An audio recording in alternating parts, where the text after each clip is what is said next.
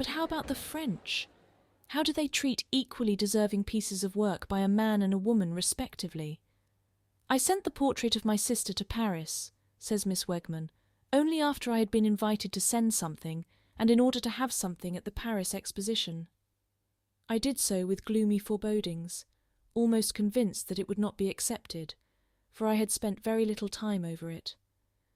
One evening before the last chance of sending it away, I blocked in on the canvas the whole picture, and the next day, in unheard-of haste, painted it all in one sitting.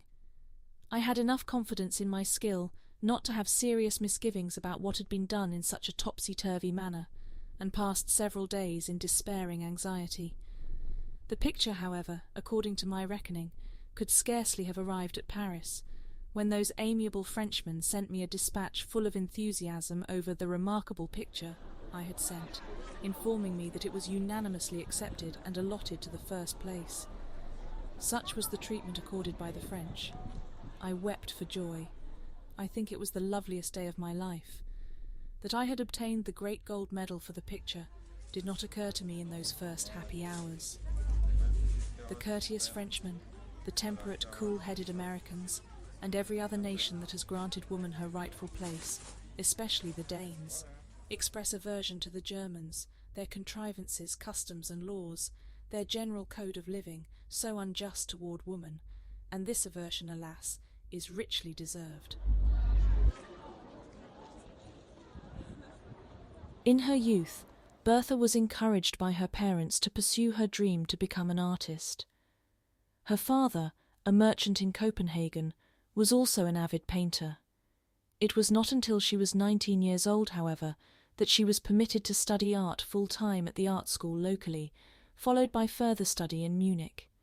She became friends with fellow artist, Swedish painter Jana Bock, with whom she travelled to Italy. Each painted the other while soaking in the rich art of the country. We find her ultimately making it to Paris in 1881. After a brief time she returned to her native Denmark.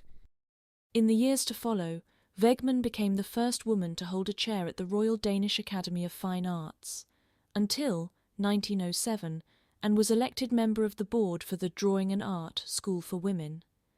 She continued to exhibit widely at several world fairs, including in Chicago at the World's Columbian Exhibition. Bertha Wegmann has stood the test of time. Her talent and determination have left its mark. In her pictures, we find the gift of the brush, confident and secure, and up to the challenge of her times to be the best, to be able to look at nature, be it a portrait or any motif, and be able to create a very personal work of art. Miss Wegmann, the consummate artist. The most noted Danish portrait painter, an artist of whom Denmark is proud, and of whom a larger country than Denmark might well be proud, who at the Paris exposition among other tokens of respect won the great gold medal, is this Miss Bertha Wegmann. Her works are no longer dependent for their reception at exhibitions on the jury's decision of their quality and finish, but whatever she sends is accepted without subjection to criticism. She is offered the highest prices for her pictures the little country is able to give, and receives the highest marks of appreciation among the Danes. And finally, we have a little story on an episode where Ms. Wegmann was proposed for a portrait of a gentleman who was asked what artist he would have chosen to paint his portrait. He goes on, "Miss Wegmann," I answered without really believing that the whole thing may happen. But the very next day, Aunt Tilly went up to Miss Wegmann, and quickly it was all arranged. This artist was kind enough to come to me and choose the place where the picture was to hang, and see if she could not paint me in my home, as I had hoped, so that I could escape her long stairs up to the studio, but it turned out that be quite impossible. She was so considerate as to arrange it like this.